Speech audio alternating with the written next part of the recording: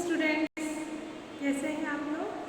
सभी लोग आप लोगों ने पीरियोडिक टेस्ट की तैयारी अच्छे से कर ली ना? सभी लोगों ने अपने हर सब्जेक्ट को एटलीस्ट वन टाइम्स आप लोगों ने रिवाइज करके रख दिया होगा ना? आप जिस दिन पेपर रहे उस दिन उस सब्जेक्ट को बहुत अच्छे से पढ़ना और उसको पढ़ने के बाद उसको रफ कॉपी में लिख करके देखना, ठीक है? फिर आपके आंसर्स को आप मिलाना कि आपकी कहाँ कहाँ गलती हो रही है, फिर उन गलतियों को फिर से लिख करके देखना, जिससे कि एग्ज़ाम में आप लोगों को आसानी से पेपर को हल करने में सहायता मिले। क्या करना है आपको? हर चैप्टर को जो आपके पीरियोडिक टेस्ट का सिलेबस है उसको अच्छे से पढ़ना है। क्या करना है? उसको पढ़ना है, पढ़ने के बाद उसे याद करना है, याद करने के बाद उसको याद हो जाए ना, उसके बाद उसको लिख करके देखना है। और आप उसको लिख करके देखना, एक बार देख करके लिखना, 2 बार देख करके लिखना। इसके बाद जब आप अच्छे से याद आपको हो जाए तो उसको बिना देखे लिखने की कोशिश करना। जब आप बिना देखे लिखें फिर आप उसको बुक खोलें, नोटबुक खोलें, फिर उसमें चेक करें कि आपने क्या क्या चीज़ें सही लिखी है और क्या क्या गलत लिखी है, और वहाँ पर गोला लगा करके जो गलतियाँ हैं फिर से उन्हें सुधारने की कोशिश करना। इस तरह से आपको याद करने में सहायता मिलेगी और जिस दिन आपको जिस सब्जेक्ट का पेपर रहेगा उसको आप अच्छे से हल कर पाओगे, है ना?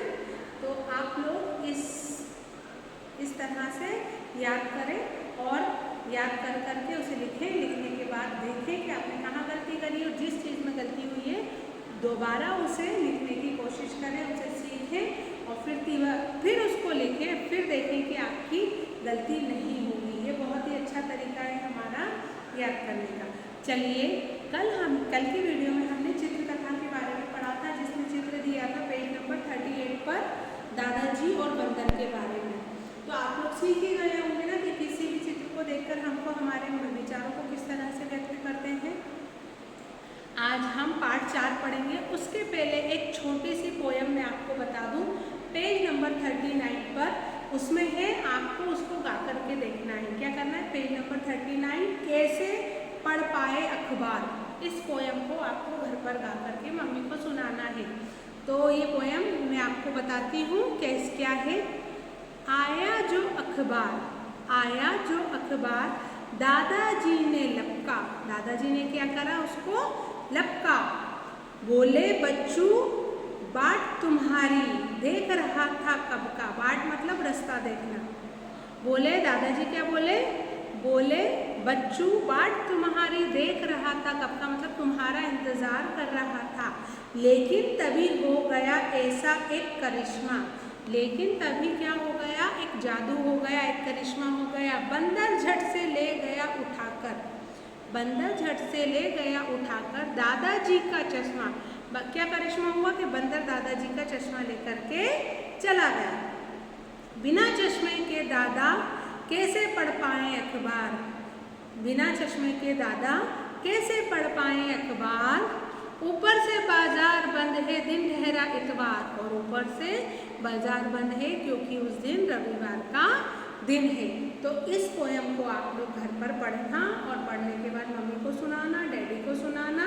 पेज नंबर 39 आपको पढ़ना है।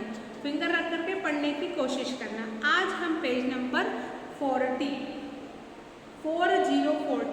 पढ़ेंगे। कौन सा पेज पढ़ेंगे? पेज नंबर 40 ऋषि। आपने अनाराम इंडी ई उल्लू ऊन ऋषि देखा होगा ना? ये हमारा जो है, ये क्या है? हमारा ऋषि। अब ये ऋषि तो है, लेकिन होता क्या है? इसको पढ़ते सब क्यों है? रा, जो कि इसको रा नहीं पढ़ेंगे। ऋषि, ये री ऋषि का है। री तो मतलब छोटी री। कौन सी री? छोटी री। कौन सी री है? ये छोटी री है। इसको जब पढ़ते हैं, इसका उच्चारण करते हैं तो ये आता है, रा नहीं आता। जब हम ऋषि बोलते हैं ना तो इसका उच्चारण क्या होता है? ऋषि, है ना? तो री, रा में छोटी की मात्रा री और श षटकोण में छोटी की मात्रा शी। ऋषि ऐसे पढ़ेंगे हम, री और शी, ऋषि ऐसे पढ़ेंगे, ठीक है ना? तो इसका उच्चारण हमारा क्या होता है? छोटा री होता है। क्या होता है इसका छोटा री? यहाँ पे रा होता है। ये रा की मात्रा नहीं है, ऋषि की मात्रा है। किसकी मात्रा है? ऋषि की। तो आओ बच्चों, आज हम लोग ऋषि की मात्रा के बारे में पढ़ेंगे। आप लोग सोचते होंगे ना कि बहुत से आपके ऐसे शब्द आ जाते हैं जिनमें ऐसी नीचे मात्रा लगी रहती है। अब आपने आ की मात्रा देखी, बड़े आ की देखी, छोटी बड़ी ई की मात्रा है ना, छोटे ऊ की बड़े ऊ की मात्रा देखी। अब ये ऋषि की मात्रा आती है तो आप लोगों को ये लगता है कि इसको पढ़ा कैसे जाए, है ना। तो इसको पढ़ने का भी बहुत अच्छा तरीका होता है। इसको हम क्या बोलेंगे? रा के रूप में हमारे सामने आता है। उच्चारण इसका री रहता है। क्या रहता है इसका उच्चारण? री रहता है। अब हम कुछ व्यंजनों के सहायता से समझेंगे। डायरेक्ट हम शब्द नहीं समझेंगे। क्या समझेंगे हम? व्यंजन समझेंगे। जब ये ऋषि की मात्रा, स्वरों में तो कोई मात्रा लगती नहीं है, आज हम इसके माध्यम से व्यंजन में ऋषि की मात्रा लगा करके समझेंगे। जैसे हमारा व्यंजन क्या हो गया? का में ये ऋषि की मात्रा लगा दी तो ये क्या हो गया? क्र। क्या हो गया? क्र। अब हमने एक और व्यंजन ले लिया ख, क्र, ग, ग्र, घ, घ्र। ठीक है। अब इसी तरह से हमारे 4 व्यंजन में भी हम लगा देंगे। अब हम कोई से बीच से दूसरे व्यंजन ले लेंगे। जैसे हमने लगाया ब्र, ठीक है, वा में लगा दिया। फिर हमने लगाया म, माँ में माँ व्यंजन है, इसमें हमने लगाया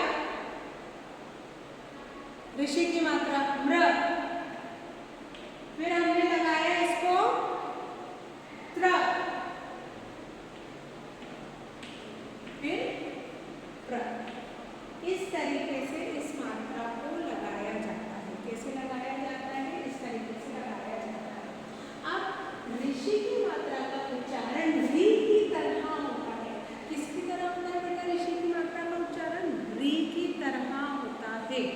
री, ये छोटा री, इसकी तरह इसका उच्चारण होता है। उच्चारण मतलब जो हम बोलते हैं ना, उसे हम उच्चारण बोलेंगे। क्या बोलेंगे? जिसे हम बोलते हैं ना, वो उच्चारण होता है, की तरह होता है, लेकिन यहाँ रा नहीं होता है। अब आपको ये क्या दिख रहा है यहाँ पर चित्रों में? हम इसका ऋषि की मात्रा से हम इसके शब्द को बनाएंगे। क्या बनाएंगे? इसके शब्द को हम बनाएंगे। देखो ये क्या दिख रहा है आपको? पेड़ दिख रहा है ना। अब आप लोगों को हम इसको पेड़ बोलेंगे तो हम वृक्ष क्यों लिखें? वृक्ष इसलिए लिखेंगे क्योंकि हमको ऋषि की मात्रा को सीखना है। वृक्ष जब ये किसी व्यंजन में या उसमें आता है ना, तो उसको पढ़ने में व पहले व्यंजन पढ़ा जाता है, फिर इस मात्रा को पढ़ा जाता है। तो ये क्या हो जाएगा? वृक्ष, वृक्ष। क्या हो गया ये हमारा? वृक्ष। क्या हुआ ये हमारा? वृक्ष। अब ये क्या है हमारा? ग्रह। घर बोल सकते हैं हम इसको, लेकिन हम इसको यहाँ लिखेंगे ग्रह। क्या लिखेंगे? ग्रह। गा बोला, रा बोला, हा बोला, है ना। क्या बोला? ग्रह। लेकिन हमने ग्रह बोला तो ये उच्चार क्या हुआ? रा आया। लेकिन रा तो आया, लेकिन जब ये मात्रा इसको बोली जाती है तो ये मात्रा कौन सी होती है हमारी? ऋषि की मात्रा होती है। कौन सी होती है? ऋषि की मात्रा होती है। अब ये क्या, मुझे हिरण अच्छे से बनाना नहीं आता था, लेकिन मैंने छोटी सी कोशिश की। ये हिरण है। अब इसको हम बोलेंगे म्र। क्या बोलेंगे? म्र। मैंने क्या लिखा? मृग लिखना है। म्र, म्र। तो माँ के नीचे ये रा, म्र, म्र और ग, मृग। इसी तरह से कृषक क्या होता है? कृषक। तो शब्द में आपको बनाकर बता देती हूँ यहाँ पर ऋषि की मात्रा को। आप इसका घर पर बैठ करके उच्चारण करना। जैसे हमने लिखा मात्र, मात्र, त्र, ता के बाद र, त्र, मात्र। फिर हमने लिखा तृण, तृण, तृण। बोलोगे और जैसा बोलोगे वैसे ही हम लिखेंगे, तो इसका उच्चारण करना सीख लेना। अब हमने लिखा अम्र। क्या लिखा? अम्र,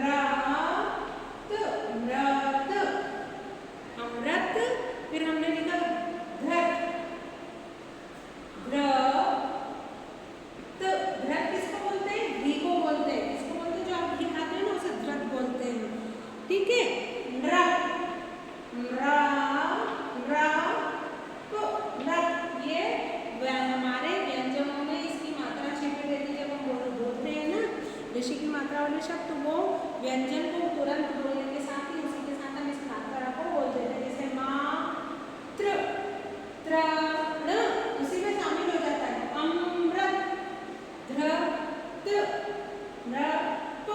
तो इस तरीके से आप लोग घर पर ऋषि की मात्रा की प्रैक्टिस करना, क्या करना, उसको बोलना, बार बार बोलना। जितना बोलोगे ना उतनी फ्लुएंसी आएगी, मतलब आप बोलोगे, जितनी ज़्यादा बोलोगे उतने अच्छे से आप लोगों को ऋषि की मात्रा को पढ़ना याद